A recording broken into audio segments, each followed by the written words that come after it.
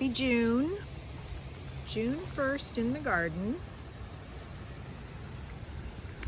Let's see what's happened since the last time I made a video. I think we had our hot weather, and then we had some rain and basically no sun for 3 or 4 days. And we've gone back and forth between it being warmer and a little bit cooler. Not too far out of range for quote-unquote normal. Today it's in the low 80s, but tomorrow and the next day it's supposed to be in the 70s before it goes back up to the 90s again. So we just keep kind of swinging that pendulum as far as the weather goes. But since it's June 1st, I thought I'd give a little update on the garden. I have some pots of Mizuna that I started inside. Actually, they look like red mustard to me, which maybe that's what they are. I was hoping they were like the smaller, smaller kind of Japanese green that you use in salad, but whatever, that's fine. The Tromboncino are starting to grow. This is my apparatus for having them grow up it, and we will see if that's strong enough for them and if they will even get there, but so far they're looking pretty good. Been picking a few of the snow peas. Some of the green beans are starting to be ready to pick. I've been picking some, they've been a little small still. Sunflowers are getting tall. Peppers are doing okay. Everything's doing okay. I took out the arugula, and I have some different squash there that I've been hardening off. There is some red curry, which is a winter squash. Let's see, which one is the red curry? That one, not that one. This one is the red curry, and these two are Korean summer squash. I don't know what their growth habit is. I made this assumption that they were a bush type, but I could be completely wrong. Anyway, some of them will go in here. One variety will go in here. And I think the other variety I will put in this bed. And I don't know that these carrots are really ever going to produce any roots or what. So I can't decide whether I'm going to take them out, whether I'm going to try to take them out and transplant them into the beet bed, whether I'm going to leave them in and just put the squash in here and let the squash grow around them. I don't know. I haven't decided. There's the beets. Some of them are getting bigger now. Both these beds have been difficult for roots. And I think next year I may do some either deep pots like that one, or like the grow bags for the root crops, and start them with very fluffy soil. Let me see, what is this? What do they call this? Ground cherry well, there's a few of them in here, and they're doing pretty well. Everything's a little wilty now because the sun is real strong. But they have been getting little blossoms on them. So I anticipate some fruit, hopefully, on there. Jalapenos are doing okay. The early girls are doing okay. Pretty soon I will probably put a mesh over the whole thing and anchor it down at the bottom. Because critters will probably get at them. I fed them yesterday. Some of the bottom leaves are looking a little yellow, so I'm thinking I just have to really keep up with giving them enough nutrients. Some of the raspberries are starting to ripen. Got a few in there. I would imagine within a week or so I will have lots of ripe ones. And there's a dog growing in the garden. Avery, are you looking for the cheap monk? The pomegranate is still blossoming. I don't know if anything will hold on for fruit, but this is the first year it has as many blossoms as it has, so that's a good thing. There will be no plums, there will be no apricots this year, and that's okay. When I went up to Edible Landscaping last week, I got a big bag of kaolin clay, so I will be trying that next year to see if we can thwart the plum curculio. I don't know. This stand of sunflowers are doing pretty nicely, as well as that one. Got a rhubarb there. Probably this isn't the best time to be doing this video because everything looks wilty, but so be it. The anchochilies are doing pretty good. A couple of cherry tomatoes in there. I've got all the cucumbers strung up now. I guess I could have just kind of wound them around the arches, but this gives them something more to hang on to going up there. I need to do something with cilantro because it's all already starting to bolt, which is okay because I don't mind it when it gets like that either. Got a borage here blooming. Bees taking advantage of that.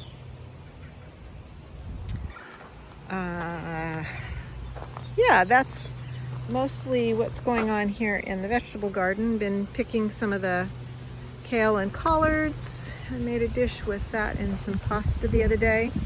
We've got some blossoms on the eggplant. And the, that was one that flew off. The diatomaceous earth seems to be helping so that there isn't as much flea beetle damage. Let's see, let's go out here. A couple of the black raspberries, even though the plants themselves haven't gotten real robust, but I have eaten a couple of these and they are tasty. Got at some of the weeds through here, but there's a lot more to get at back in here. Probably need to cut back all of these guys now. I wanted to let this is valerian. I wanted to let the seeds go in the bed here to see if I could get some more plants going. These little sunflowers are doing okay. I mean, they're gonna be kind of small because they just don't get as much sun. That's okay. A few cosmos in here, some calendula, some angelica, in addition to the weeds. The meadowsweet is starting to bloom.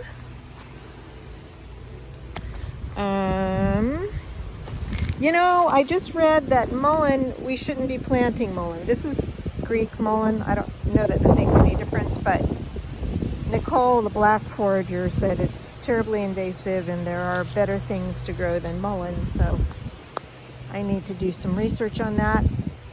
There are foxgloves coming up in here, and so I'm going to do what I can to get the weeds out and leave those, as I have spoken about before. I'm making a little bit of motherwort tincture inside because I was all out of motherwort tincture. Let's go look at the hollyhocks over here.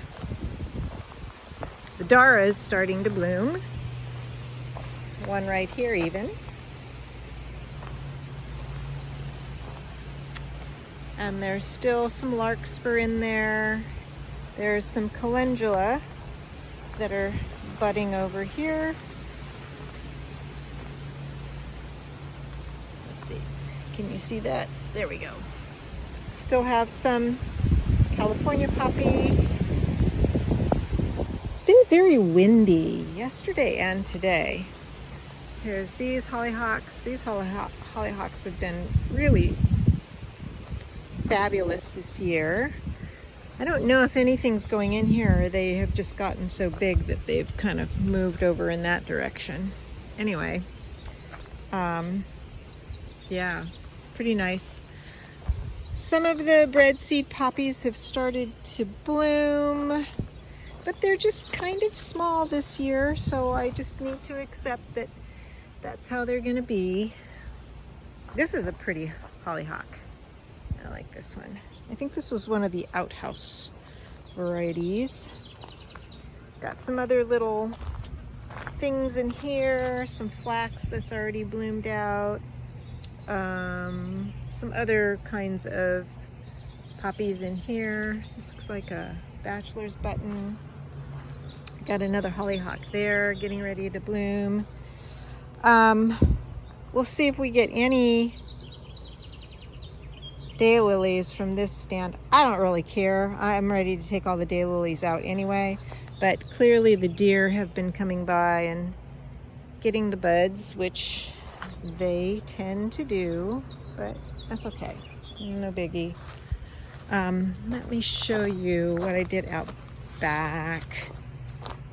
So I got a patio, well, a genetic dwarf peach, and it needs full sun, and I'm not sure whether I'm gonna find someplace in here to plant it, which I'm thinking it probably would be easier to take care of if I had it inside the main garden.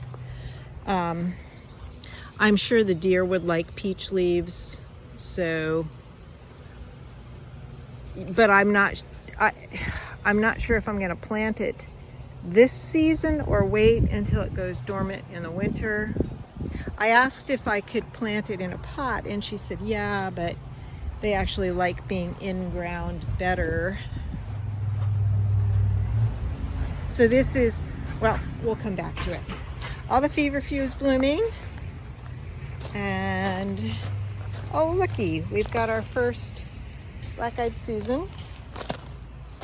We've got quite a few little blossom clusters on the muscadine.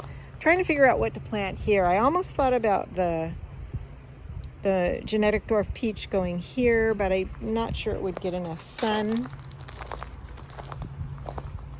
This rose has seen better days. It needs some food and needs to have all this stuff cut back. So I planted a couple of random tomatoes that came up in the other garden, and then I put them in pots. I thought, what the heck, I'll put them here. So, and the fig is doing well. What did I see? I saw a little fig starting on here somewhere. Well, there's one right there for one. Okay, back this way. These guys really suffered in that intense heat.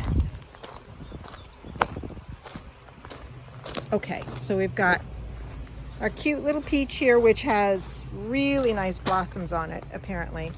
And here's another persimmon, which is a cross between an American persimmon and an Asian persimmon. And it's supposed to be a really good one. So what I'm gonna do with that, so here's this persimmon tree, which all the blossoms and everything fell. I think it was just the strange spring we had, but the tree itself looks good, so you know, that's great. So over here I think is where the other persimmon will go, because I dug into here, and the soil is pretty good. It's underneath a bunch of wood chips, so that's where that persimmon will go, and that way it'll be close to that one, and maybe there'll be some better cross-pollination. Now with all the Japanese squash that I'm growing, I'm trying to figure out where am I going to put them. Well, I'm going to put them in bags, and I don't necessarily want them just trailing on the ground. So I think what I'm going to do is I'm going to redo this tarp. I'm going to get a tarp that actually fits on this wood, cover it up, and I'm going to put the bags maybe right there and let them trail over the wood pile. I think that would be good.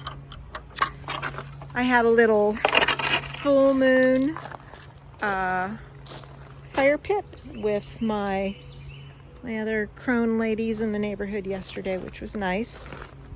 Moonflower is growing and going up where it's supposed to, so I'm excited for that. Serviceberry looks okay, even though its berries were weird because of whatever that is, rust or something. And now I'm just waiting on the,